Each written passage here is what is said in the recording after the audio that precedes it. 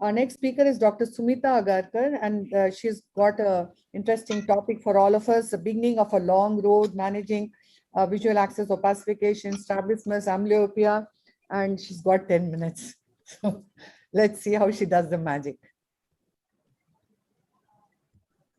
Can you share? Yes, one second.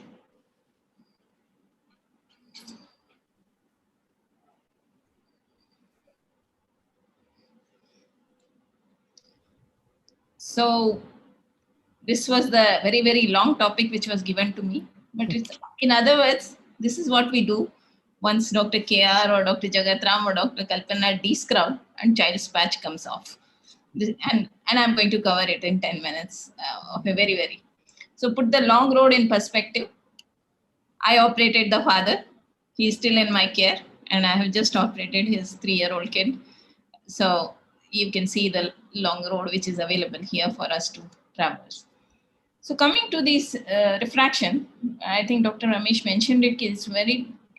It's an established fact that most children will need glasses, irrespective of aphakia or IOL or anything. And refraction can be done as early as third postoperative day, and glass can be prescribed. Sometimes when we put sutures, especially if 1 or 2 sutures, and when we suture in a soft eye at the end of the surgery, they may end up with, you may get a very high cylinder at the when you do the refraction on third or fourth postoperative day. But it tends to kind of go off very quickly, and you can still anticipate the decrease which is going to happen, and you can safely prescribe glasses as early as within first week of surgery. Older children will need a reading at, we have to not forget that, or sometimes even a progressive lens once they are maybe older, means I'm saying 10 or above. Younger children sometimes, let's say now we are putting IOLs in as early as 1 year of age. So they can be given, instead of bifocals or progressive, you can probably give them a single vision glass, which is appropriate for intermediate distance rather than for very near. And then you can shift them to bifocals when they actually start school, bifocals or progressives when they start school. When it comes to aphakia, these are your choices. You can rehabilitate the aphakic children by using glasses, contact lenses, or increasingly now IOLs. So glasses, they work very well for bilateral aphakia. However, can be heavy and important to have a good frame with a nose support. When I say nose support, I mean like this, because children don't have a nose bone, and you need something of like a big clip here to allow for the thickness of the glasses. Poor fit, almost always like in this child, will lead to poor support and child not wearing glasses, not because he does not want to wear glasses, but because it is heavy and it's forever slipping off his nose. Again, sometimes you can have these kind of innovations from the parents where she is holding the glasses, there is this, she has made a stirrup for the glass, and child, as you can see, is wearing comfortably. Another disadvantage of aphakic glasses, of course, is induced magnification and chromatic and spherical aberrations. They can have ring scotoma, which do drop the quality of vision, but it is probably one of the most easier to manage rehabilitative thing for parents, at least. If the cataract is bilateral, it is an easy option for doctors as well as for the parents to choose. Contact lenses, there are several studies which have provided the evidence which we require to say that it is a comparable quality of vision as compared to IOLs. They induce less magnifications, less aberrations, and you have a choice of both RGP as well as soft lenses as well as silicone lenses, which can be used. Less incidence of nystagmus and strabismus if aphakia is treated with contact lenses. However, the disadvantage here is sometimes cost availability and hygiene is always an issue in our country. And sometimes in smaller places, there isn't a replacement lens available for parents to approach. And sometimes there aren't enough trained people to fit them properly for these young children and to teach parents how to use it.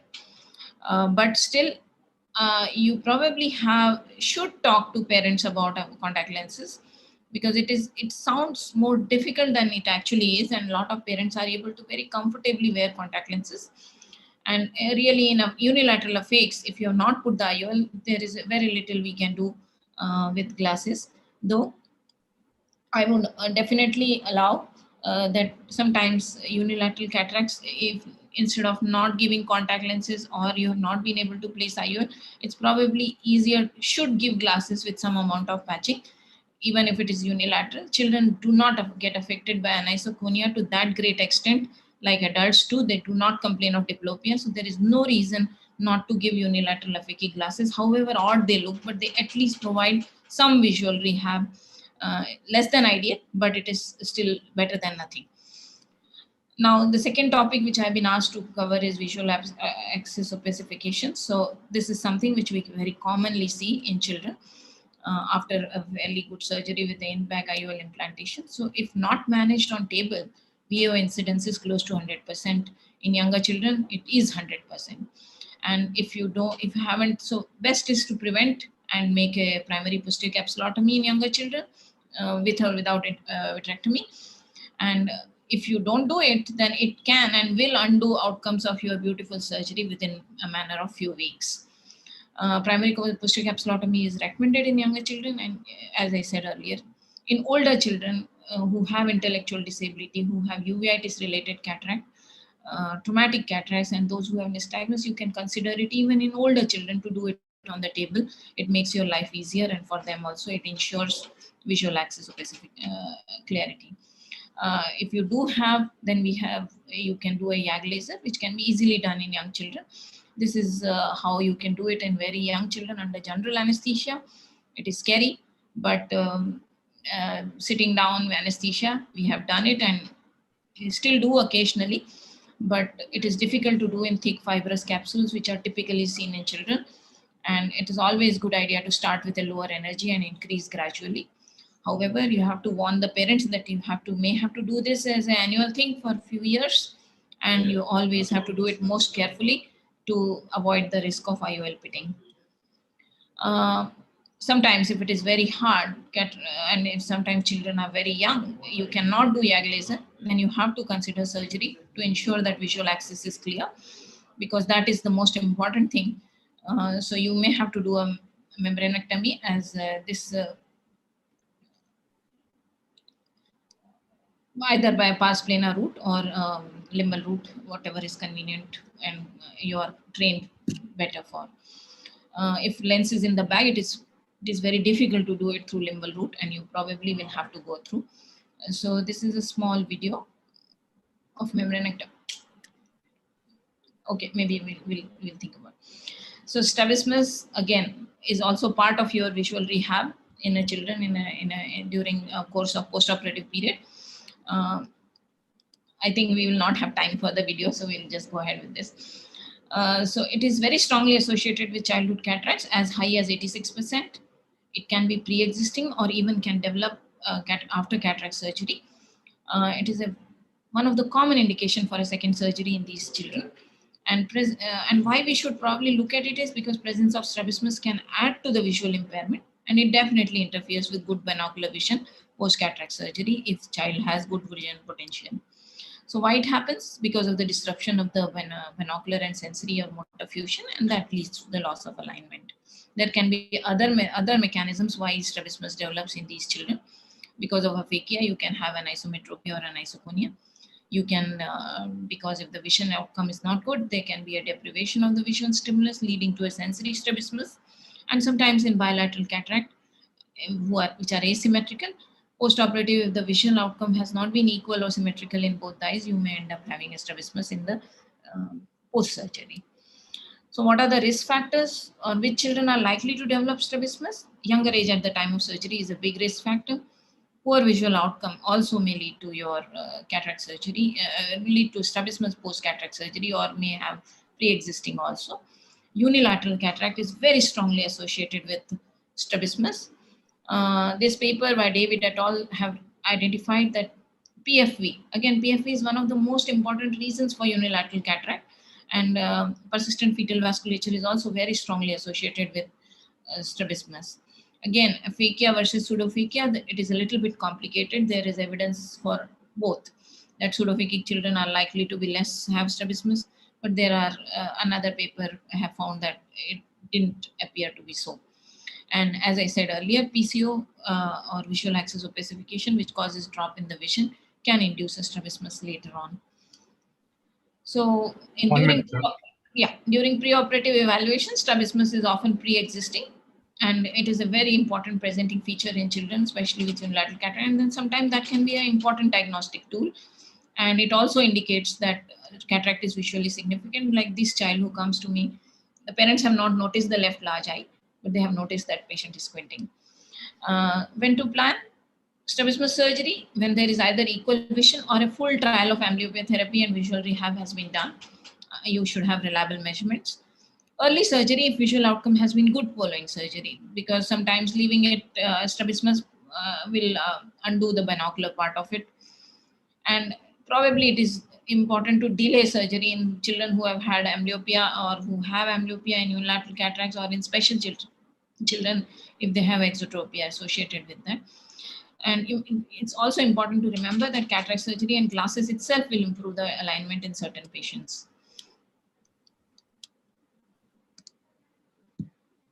So in this patient, important thing to remember while doing strabismus measurements is that a larger magnitude can alter measurements and appropriate correction should be applied. In aphakic children, it is preferable to do the measurements with contact lens in place, and also important to note that nystagmus and makes it tricky to measure, and any null point of nystagmus, and if there is an abnormal head posture, it should be factored in while making the surgical plan for these patients. Like this patient has a nice left face turn, which is persisting even after, because he is using it to dampen the nystagmus, and this should be factored in whenever surgery is required. Again, exotropia is the most common, most frequently seen, and phonics incisions are preferable because you don't want to touch too much of conjunctiva. Careful dissection and hooking is important, and surgical dose will of course depend on measurements, and it is beyond the brief of this talk. And as I said earlier, that if there is a null point, your squint surgery should address that also. Should we do it together? Not recommended in younger children to do cataract surgery and squint surgery together, but because we don't know visual outcomes, how they are going to be. Older children, sometimes where the visual outcomes are more certain, you can combine. When I say older children, I mean teenagers and above. So amblyopia, again, this is also a delayed diagnosis, and surgery can lead to amblyopia in our country. That is the most common reason. Again, asymmetrical and unilateral cataract have very strong association with amblyopia, and that is mostly deprivational. And associated strabismus and nystagmus can compound the amblyopia which these children will have. So treatment strategies are, as I said, it must be realistic in unilateral cataract and must be discussed with patients. We do not promise them 6/6 vision post-amblyopia therapy, but we tell them that 3/60 vision is good, because should something happen to the left eye, to the better eye, then this ambulatory vision will help the child ambulatory, and you should probably aim for that. And the parents must be encouraged to do whatever they can maximally.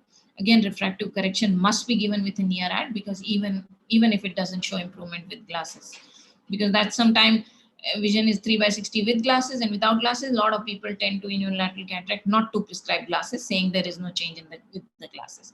But it is important to give the glasses appropriately. So management strategies, like any other amblyopia, you do start with patching, penalization, dichoptic and perceptual learning, sometimes in younger patients for small residual amblyopias. Doesn't work very well for dense deprivational amblyopia, and it has never been studied for this deprivational part of the amblyopia. But sometimes if it is a visual acuity has been better, small residual amblyopia magnitude is there, you can definitely try these newer modalities for management of amblyopia. Thank you for your attention. Thank you very much, Doctor. You did cover everything in a very concise manner and had all of us thinking everywhere. Murli, will you take just one question before we go on to our next speaker? Yes, madam. In myopic progression after pediatric cataract surgery, is there any role for low concentration atropine, or should we let the axial length guide us, madam? It is tempting to try atropine, because the mechanism of action for myopia is axial. I mean, it kind of, atropine does act on axial length, modifies the axial length in elongation, and most of the myopia in children post cataract surgery is axial. So it is theoretical level, it should work. But again, there hasn't been enough evidence for that. And I think this evidence should come from India only, because nowhere else we do that many pediatric cataracts. And there is definitely, if not in one center, we should look at multicentric studies for this kind of things, because it is definitely worth looking at it. But at this point, would you give it? No, because I don't have any evidence for it. And another important thing, a lot of times axial length increase in children is because of the glaucoma. And that is a big confounding in giving atropine. Sometimes axial length change is the only indicator for glaucoma in children in post-cataract surgery. And sometimes myopic shifts are to be treated not for just myopia, but also as a tool for diagnosing glaucoma. So there is a little bit, I don't want to be a little irresponsible and saying yes, you should give atropine at this point. There isn't any studies available, but it is a food for thought, and it probably should work. There are small anecdotal studies which have been I think Dr. Jethani has done some work on it, and he did report some good results, but nothing in published literature as yet. Dr. Ramesh, you think similar? Anything to add, or shall we go on to our next talk? Nothing to add. I completely agree with Dr. Sumita. Same feelings.